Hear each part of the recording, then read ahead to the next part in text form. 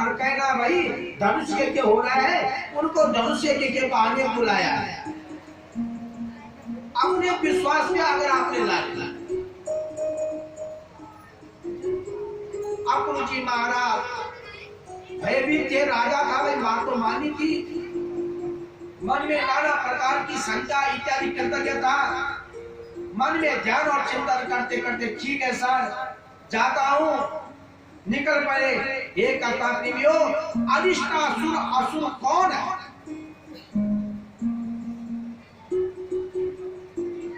अरिष्टासुर असुर वरतंतु नाम का बृहस्पति का शिष्य था।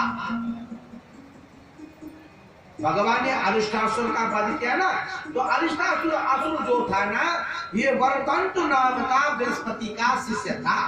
एक दिन उनके पास पढ़ने के लिए अपने गुरुजी के पास पढ़ता था, गुरुजी के पास शिक्षा लेता था, इसलिए एक दिन अपने गुरुजी बृहस्पति का अपमान कर दिया। हमेशा जीवन में ध्यान रखना, मैंने आपको पहले दिन से आज तक यही बता रहा हूँ कि जीवन में अपने माता पिता गुरु को ब्राह्मण का जीवन व्रत सम्मान करना।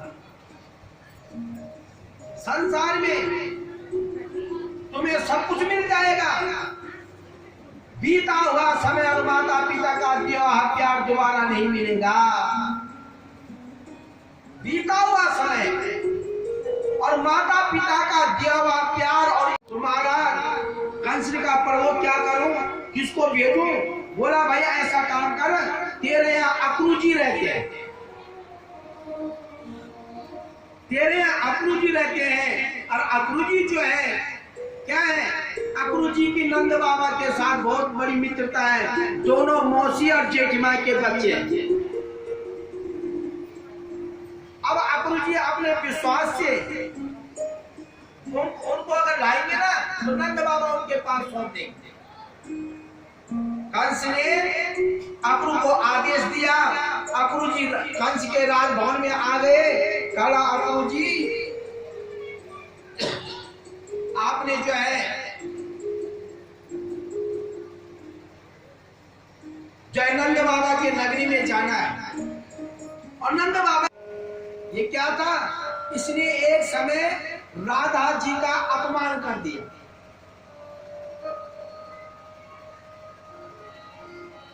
एक समय भगवान कृष्ण राधा जी दोनों वन में घूम रहे थे, बड़े आनंद से भाव विभोर से घूम रहे थे।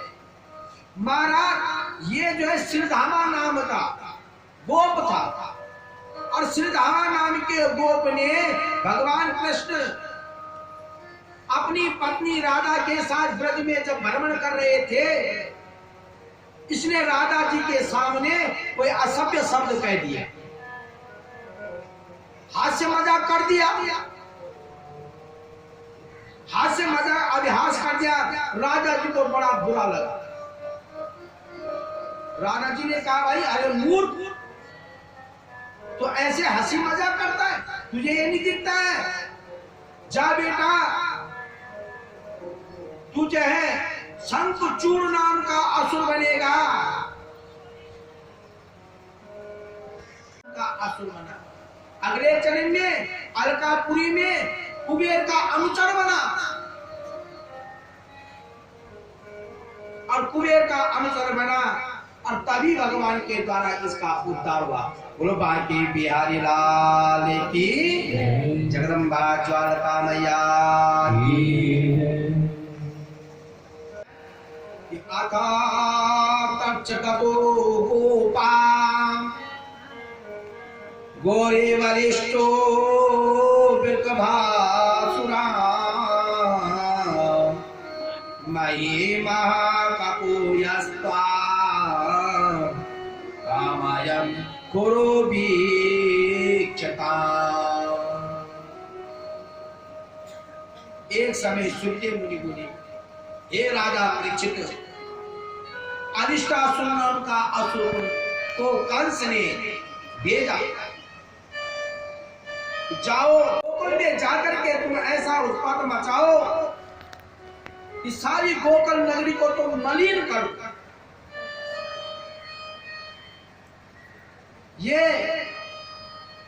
अरिष्टासुर असुर ने भयंकर सांड का रूप धारण किया, सारे ब्रजमंडल की भूमि को गोबर और मूत्र से मलिन कर दिया। महाराज ये भयंकर रूप धारण करके बड़ी में घूमने लगा, लोगों को मारने लगा, गाय पक्षियों को रोधने लगा। महाराज जब इस प्रकार का अत्यंत हो गया ना, सारे गोल बाल हाकार करने लगे। हाकार करते करते करते गोकुलवासी त्राई त्राई कन्हैया कन्हैया को पुकार रहे थे। तो भगवान नंद के लाला ने तुरंत जाकर के देखा और इस के सिंह पकड़े। अरिष्टासुर असुर का जो बैल का रूप धारण किया हुआ था उसके सिंह पकड़े और सिंह पकड़ते ही सारे ब्रजभूमि में घुमाया घुमाया और 28 कोस दूर फेंक दिया। और नमो नमः। महाराज अब क्या होता है, अरिष्टासुर जब मर गया तो कंस को पता लग गया, अरे मैंने इसको भेजा, ये भी मर गया। भय होने लगा। संयोग क्या होता है कि कंस के यहाँ नारद जी आ गए।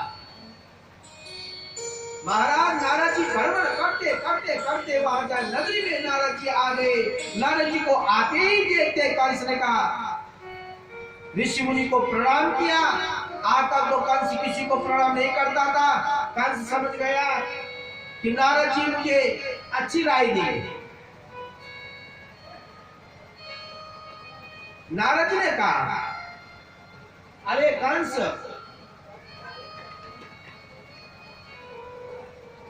तेरे साथ बहुत बड़ा अन्याय हुआ है। देखिए, अरे तेरे ने कितना बड़ा छल कपट किया।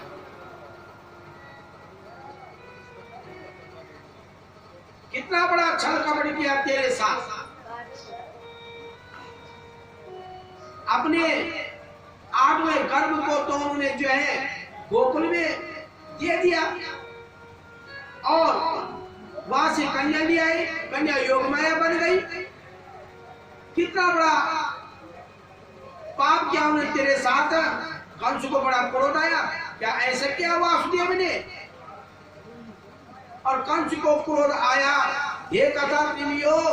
और देखिए नारद जी ने कहा, नारद ने कहा, कंस, तूने आज तक जितने भी दैत्य भेजे सारे जो है कृष्ण ने मार दिए।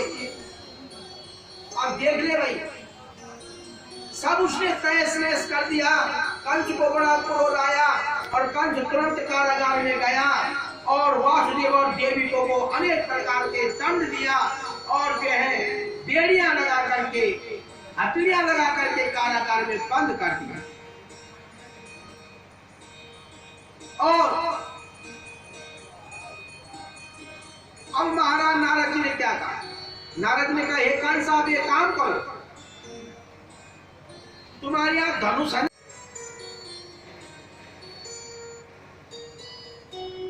और तुम्हारे पास कुल्हावीर का नाम का हाथी, जो हाथी तुम्हारे ससुर जरासंध ने दिया।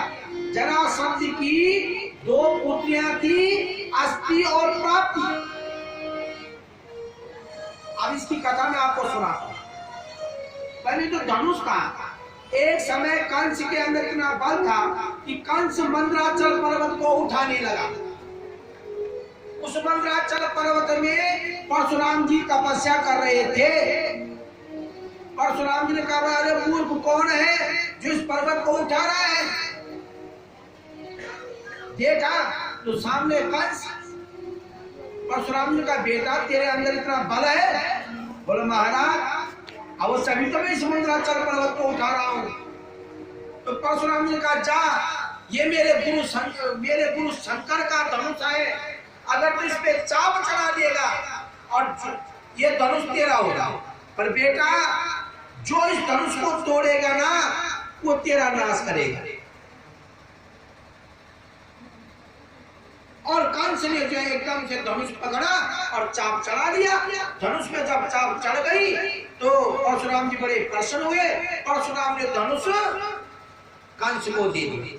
पर बेटा ध्यान देना, ये धनुष जो तोड़ेगा उस दिन तेरा समय पूरा होगा। जरासंध का एक कुलातीत नाम का हाथी था। एक दिन वो कुलातीत का नाम के हाथी अपने जंजीर तोड़ के भाग गया, कोई नहीं पकड़ पाया। बड़े बड़े राजा महाराजा आ गए उस हाथी को पकड़ने के लिए, कोई नहीं पकड़ पाया। अंत में कहीं से कंस को जब पता लगा तो तुरंत कथा पीलियो कंस गया और कंस ने हाथी को पकड़ा और पकड़ करके घुमाया और जरासंध के दरबार में फेंक दिया। जरासंध ने कहा, हे कंस, तू इतना बलिष्ठ है, इतना बलवान है, जा बेटा मैं तेरे से पसंद को आज से मेरा दामाद होगा और ये हाथी भी बेटा मैं तुमको दे रहा हूं। जा बेटा, दहेज में तुझे हाथी दिया जा रहा है। मेरी जो 2 कन्या है ना, आज और प्राप्ति, बेटा इनके साथ तुम्हारा विवाह होगा।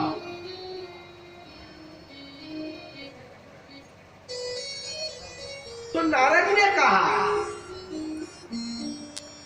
कि नारद देखो, नारद जी क्या करते हैं, भेड़ बनाते हैं। नारद ने कहा तुम एक काम करो, तुम अपने यहाँ धनुष यज्ञ करो और धनुष यज्ञ के करने के बहाने तुम दोनों भाइयों को बुलाओ और तुम्हारे यहाँ तो भयंकर हाथी गुलाबी, पहले उसको छोड़ देना